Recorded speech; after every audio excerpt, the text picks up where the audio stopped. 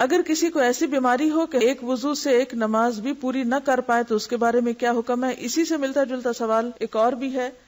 اور اس میں بھی کسی کو لیکوریا ہو اور نماز کے لیے تازہ وضو کر کے نماز پڑھنی شروع کی اور درمیان میں فیل ہوا کہ پھر ڈسچارج ہو گیا تو اب کیا کریں؟ تو اس میں حکم یہ ہے کہ ایک دفعہ ایک وضو سے نماز آپ شروع کریں، کیونکہ یہ آپ کے کنٹرول میں نہیں ہے، اور ہر نماز کے لیے نیا وضو کر لیں۔ مستقل بیماری کی وجہ سے مکمل پاکیزگی ممکن نہ ہو تو اسی حالت میں نماز ادا کرنا چاہیے، البتہ ایسی صورت میں ہر نماز کے لیے نیا وضو کرنا ضروری ہے۔ اس مستقل بیماری میں پھر کیا آتا ہے؟ استحاضہ بھی آ جاتا ہے۔ محض شک سے وضو نہیں ٹوٹتا۔ عباد بن تمیم اپنے چچا سے روایت کرتے ہیں، انہوں نے رسول اللہ صلی اللہ علیہ وسلم کے سامنے ایک ایسے شخص کا حال بیان کیا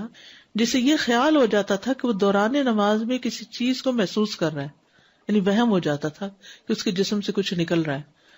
آپ نے فرمایا وہ نماز سے اس وقت تک نہ مڑے یا نہ پھرے جب تک ہوا نکلنے کی آواز یا بو نہ پائے۔ یہ وہمی انسان کے لیے، عام حالات میں انسان کو جب ہوا نکلتی ہے تو پتہ چل ہی جاتا ہے، تو وہ عام اس کو نہ لے، یعنی محض شک کی بنیاد پر یا وہم کی بنیاد پر یا جسم میں ایسے ہی کوئی سرسراہٹ ہوئی ہے اس کی بنیاد پر وہ یہ نہ سمجھے کہ اس کا وضو چلا گیا ہے جب تک کہ واضح علامت نہ ہو۔ اب بعض اوقات یہ دو علامتیں بہت واضح نہیں ہو سکتی، لیکن انسان کو یہ پتہ چل جاتا ہے کہ اس کے جسم سے ہوا نکلی ہے، تو اس وقت اس کا وضو نہیں رہے گا، لیکن محض وہم کی بنیاد پر نماز نہیں توڑنی چاہیے، کیونکہ بعض لوگ وضو کر ہی نہیں پاتے، 10 15 دفعہ وضو کرتے رہتے ہیں کہ شاید ان کے جسم سے پھر کچھ نکل آیا، تو وہ صرف شیطان کا وسوسہ ہوتا ہے، اس کو اہمیت نہیں دینی چاہیے، بس ایک دفعہ صحیح طور پر وضو کر لینا چاہیے، اور اگر یہ دو علامتیں محسوس ہوں وضو کے دوران یا پھر نماز کے دوران تو دوبارہ وضو کر لینا چاہیے۔ سہل بن حنیف سے روایت ہے، انہوں نے کہا مجھے مزی کی وجہ سے بہت مشقت برداشت کرنی پڑتی تھی، کیونکہ میں اس کی وجہ سے بہت کثرت سے بار بار غسل کرتا تھا۔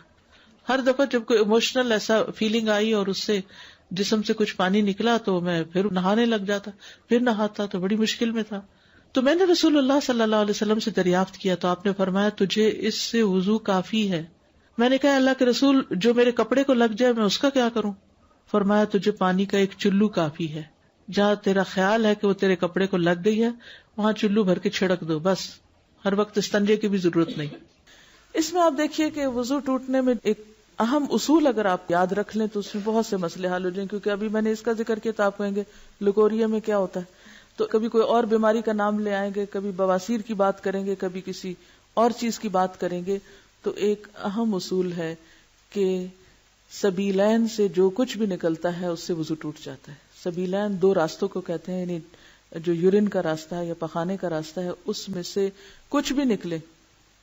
چاہے وہ خون نکلے، چاہے وہ پانی نکلے، چاہے وہ چپکتا ہوا پانی ہو، چاہے وہ لیکوریا کہیں اس کو، کوئی بھی نام آپ اس کو دیں، یا ایون ہوا خارج ہو، تو اس سے وضو ٹوٹ جاتا ہے۔ یہ ایک اہم ترین اصول ہے، اگر آپ کو یہ یاد رہے تو پھر ہر ایک نئے نام کے ساتھ کچھ سوال کرنے کی ضرورت پیش نہیں آئے گی۔ تو کچھ بھی نکلے جو جسم پر محسوس ہو تو اس کو دھو کر، یا اگر دھونے کا موقع نہ ہو تو ٹشو سے صاف کر کے، میں اس لیے موقع کی بات کر رہی ہوں کہ عام طور پہ گھر میں تو سہولت ہوتی ہے، لیکن بعض اوقات آپ سفر میں ہیں، استنجے کا موقع نہیں ہوتا، تو ایسی صورت میں ایسی خواتین جن کو مسلسل ایسا ڈسچارج ہوتا ہے وہ پیڈ یا ٹشو استعمال کر کے وضو سے پہلے اس کو ہٹا دیں اور تازہ وضو کر لیں، چاہے ان کا ویسے وضو ہو بھی۔ تو چونکہ سبیلین سے کچھ بھی نکلے تو وضو نہیں رہتا، اس لیے اس نجاست کو صاف کرنا بھی ضروری ہے اور اس کے ساتھ دوبارہ وضو کرنا بھی۔ وضو کے بغیر نماز قبول نہیں کی جاتی۔ حضرت ابو ہریرہ رضی اللہ عنہ سے روایت ہے کہ رسول اللہ صلی اللہ علیہ وسلم نے فرمایا جس شخص کا وضو ٹوٹ جائے جب تک وہ وضو نہ کرے اللہ تعالیٰ اس کی نماز قبول نہیں کرتا۔